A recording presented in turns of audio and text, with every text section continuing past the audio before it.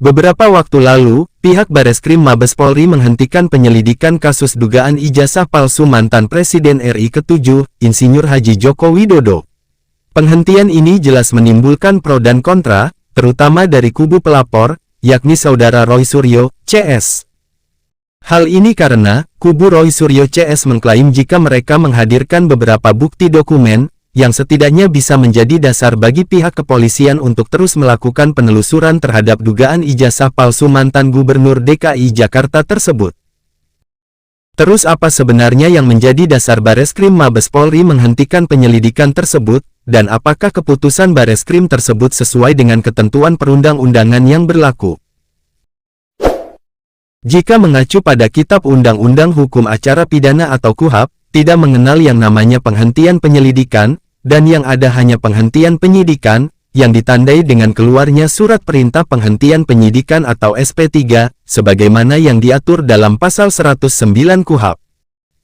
Penghentian penyelidikan sendiri diatur dalam Surat Edaran Kapolri Nomor SE-7/7/2018. Tujuan utama dari keluarnya surat edaran tersebut adalah untuk mengisi kekosongan hukum terkait penghentian penyelidikan, meningkatkan efektivitas penyidikan, meningkatkan profesionalisme penyidik, serta memberikan kepastian hukum kepada pelapor maupun terlapor terkait proses hukum yang sedang dilakukan oleh Polri. Meski surat edaran tersebut secara hukum berada di bawah KUHP, namun cukup efektif dalam meningkatkan efektivitas penyidikan. Hal ini karena sebelum adanya surat edaran tersebut, banyak kasus yang ditangani oleh Polri yang harus dihentikan di tingkat penyidikan, akibat kurangnya barang bukti. Selain itu, banyak pula penyidik yang memanfaatkan kurangnya barang bukti atas suatu perkara yang sedang ditangani, untuk mendapatkan keuntungan pribadi. Tidak hanya itu, dalam surat edaran tersebut juga, diatur terkait langkah-langkah hukum yang dapat dilakukan oleh pelapor, apabila tidak puas dengan keputusan penyidik yang menghentikan penyelidikan. Salah satunya adalah dengan melaporkan kepada atasan penyidik, yakni Biro Wasidik, dan seterusnya. Kembali ke persoalan penghentian penyelidikan laporan Roy Suryo CS. Jika mengacu pada prosedur penyelidikan, maka kemungkinan ada beberapa hal yang mendasari penyidik Bareskrim Polri, untuk menghentikan penyelidikan laporan terkait dugaan ijazah palsu mantan Presiden RI ke-7 tersebut. Yang pertama adalah keterangan dari pihak UGM, yang menyatakan bahwa, Bapak Joko Widodo benar-benar pernah kuliah dan terdaftar di Fakultas Kehutanan UGM hingga tamat, serta ijazah yang dipegang oleh Bapak Joko Widodo saat ini, adalah sah dan dikeluarkan oleh pihak UGM.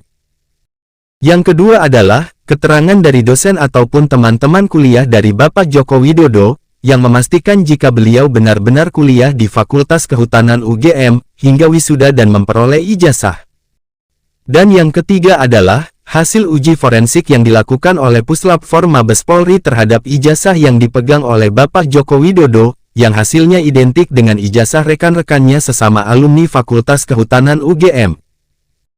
Terkait dengan bukti-bukti yang disajikan oleh Roy Suryo CS, seperti sampel ijazah yang dinilai berbeda dengan milik Pak Jokowi, kemungkinan proses untuk mendapatkan bukti tersebut dilakukan secara tertutup, sehingga pemilik ijazah yang dijadikan sampel, tidak dapat dikonfirmasi oleh penyidik, ataupun menolak memberikan keterangan.